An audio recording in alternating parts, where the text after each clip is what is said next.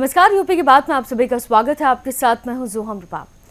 यमुना, जिसे आस्था की नदी कहा जाता है, लेकिन अब कई जगहों पर संकट बन गई है। मथुरा और फिरोजाबाद में यमुना के हालात बद से बदतर होती जा रही है, जबकि आगरा में हालात कुछ हद तक सुधरते दिख रहे हैं। क्या है इसके पीछे की वजह और क्यों कहा जा रहा है गजब की बाजीगरी? आप देखिए हमारी इस रिपोर्ट में। मथुरा श्री कृष्ण की नगरी, जहां यमुना के तट कभी भक्ति और शांति से भरपूर थे, वहां बदबू और झाग की परतें दिखती। औद्योगिक कचरा, सीवेज और प्लास्टिक की बोतलों से लदी यमुना श्रद्धालुओं के लिए पीड़ा का कारण बन गई है। वहीं फिरोजाबाद की हालत तो और भी चिंताजनक है। चूड़ी उद्योग और स्थानीय नालों का गंदा पानी सीधे यमुना में जा रहा है। यहां ना तो सफाई के ठोस इंतजाम है और ना ही निगरानी। लेकिन आगरा में तस्वीर कुछ और ही है।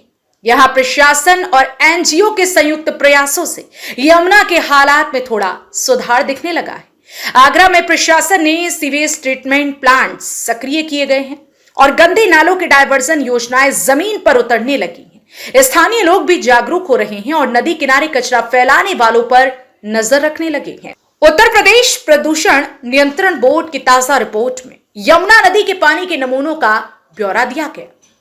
इसमें मथुरा के विश्राम घाट और ध्रुव घाट हैं, तो आगरा में कैलाश, वाटर वर्क्स और ताजमहल के पीछे दशहरा घाट पर लिए गए नमूनों की रिपोर्ट्स हैं। मथुरा से लेकर फिरोजाबाद तक यमुना नदी का पानी मानकों के मुकाबले 150 गुना तक प्रदूषित है और नहाने क्या, सिंचाई लायक तक भी नहीं है। अब सवाल ये उठता है कि मथुरा और फिरोजाबाद क्यों पिछड़ रही हैं और आगरा कैसे आगे निकल रहा है। जानकार कहते हैं कि ये बाजीगरी, प्रशासनिक इच्छा शक्ति और जमीनी अमल का फर्क है। जहां काम सही से हो रहा है वहां परिणाम दिख रहे हैं, जहां सिर्फ घोषणाएं हैं वहां के हालात जस के तस हैं।